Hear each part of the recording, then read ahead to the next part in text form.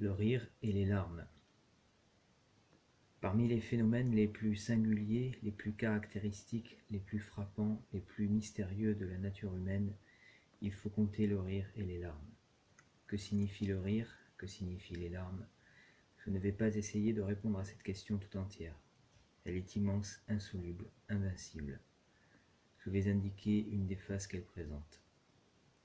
Le rire et les larmes semblent être les deux aimants de non contraires, les deux pôles opposés d'une certaine électricité mystérieuse. Cette électricité serait-elle la force qui préside à la fois aux jours et aux nuits de ce monde relatif et qui s'appelle la religion? S'il en était ainsi, il me semble que le rire serait la parole de la relation brisée et que les larmes seraient la parole de la relation sentie. Expliquons ceci par quelques applications. Qu'est-ce que le ridicule, sinon la relation détruite entre les choses? La disproportion est la chose qui fait rire. Un enfant veut être terrible et n'en a pas les moyens, il fait rire. La cause fait semblant d'être grande, l'effet est nul, la relation manque. L'ironie est une distance qu'on établit entre celui qui parle et celui qui écoute, ou celui dont on parle. C'est pourquoi elle choque tant. L'ironie semble dire « vous êtes d'un autre monde que moi ». Je vous regarde de si loin que je ne sens pas ce que vous voulez faire sentir. Je le vois parce que j'ai deux yeux, mais je ne le sens pas parce que la relation entre vous et moi est brisée. Je suis trop haut et vous êtes trop bas. Voilà l'ironie ordinaire qui contient ordinairement une somme plus ou moins grande d'amour-propre. Qui sait s'il n'y aurait pas une ironie extraordinaire, laquelle briserait le rapport en sens inverse et dirait à quelqu'un « Il n'y a rien de commun entre vous et moi. Vous êtes trop haut et je suis trop bas. » Cette ironie renversée partirait de l'abîme, il y en a peu d'exemples dans l'histoire. Cependant, je ne voudrais pas dire qu'il n'y en a aucun exemple. En général, le rire vient de la légèreté. Celui qui rit beaucoup est léger ou se fait léger accidentellement, par nécessité, par circonstance. Le rire indique qu'on s'arrête à la superficie de la chose dont on parle. On la regarde du dehors. Elle est bizarre, on rit. Si on enfonçait un peu, qui sait ce qui arriverait et si, au lieu de rire, on ne trouverait pas autre chose? La folie est chose affreuse et cependant elle peut faire rire, tant le rire ressemble peu à la gaieté. Elle peut faire rire parce qu'elle brise la relation et rassemble des idées qui ne s'assemblent pas entre elles. Un homme ivre peut faire rire, malgré le dégoût qu'il inspire, parce qu'il a perdu le sentiment de la relation.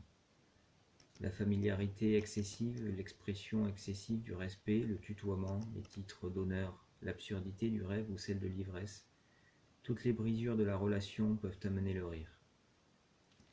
C'est que la relation est chose sérieuse. La relation est intime, profonde. Qui sait la place qu'elle occupe dans l'ordre universel? Celui qui la brise défait le monde peut-être, et le rire a l'air d'un éclat de voix poussé par quelqu'un sur un monde détruit. La férocité peut rire.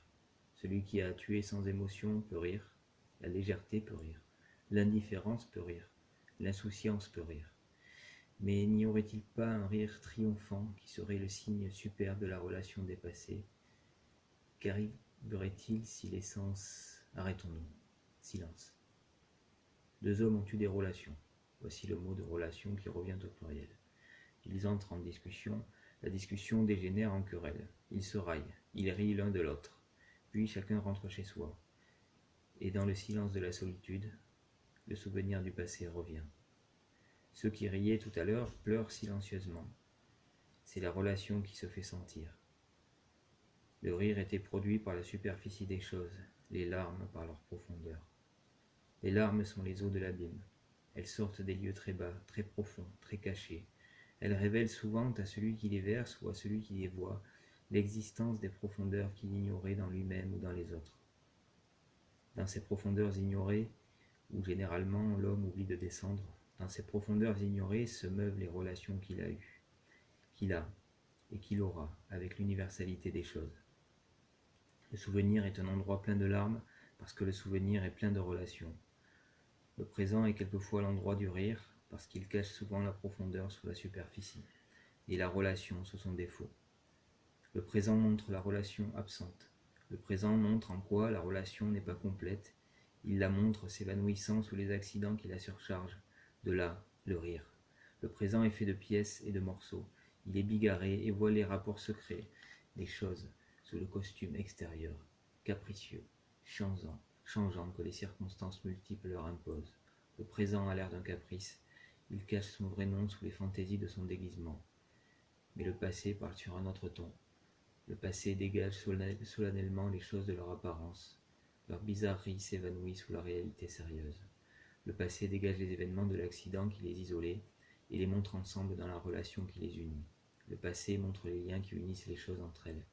Le présent cachait cette petite tresse imperceptible. Le souvenir la découvre, et les larmes, sortant de la retraite mystérieuse où elles dorment en attendant qu'on les appelle, viennent voir le jour en disant « Nous voici ». Elles disent « Nous voici quand l'homme se souvient, car le souvenir appelle la relation ». Elles disent « Nous voici quand l'homme se plonge dans l'amertume des eaux profondes, car il y trouve la masse confuse des objets qu'il a autrefois connus. Elles disent « Nous voici quand l'homme est visité par la joie sublime et torrentielle qui éclaire comme la foudre de l'obscurité profonde des nuits, montrant à la lueur du même éclair la face de la terre, la face de la mer et la face des cieux. Elles disent « Nous voici quand l'homme admire, car l'admiration est une explosion de l'unité qui interdit l'isolement à tout ce qu'elle rencontre sur sa route. L'admiration embrasse ce qu'elle voit et montre aux créatures surprises le lieu où elles sont ensemble, le lieu où elles sont à genoux. »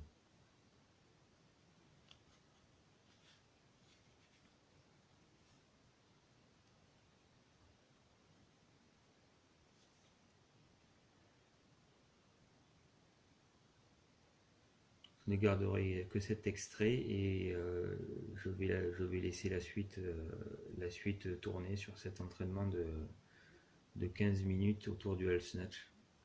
Découverte pour les uns et puis chemin de croisière, dirons-nous, pour les autres.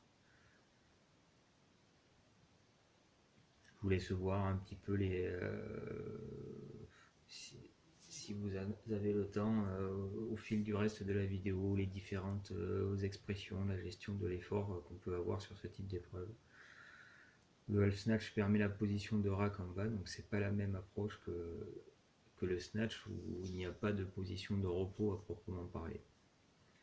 Bon visionnage.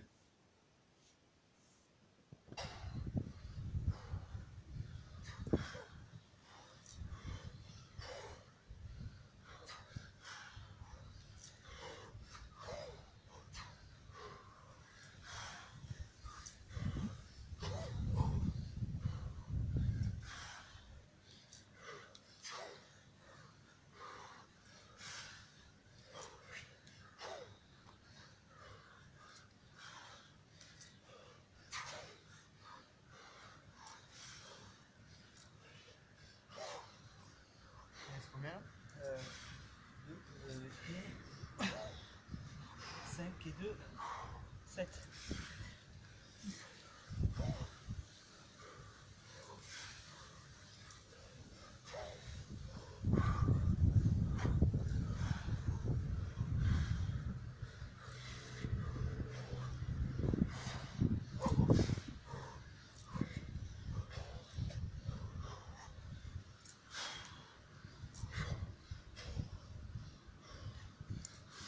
C'est pas ta cheville, c'est lui qui s'occupe du pied qui appuie sur la voûte. D'accord.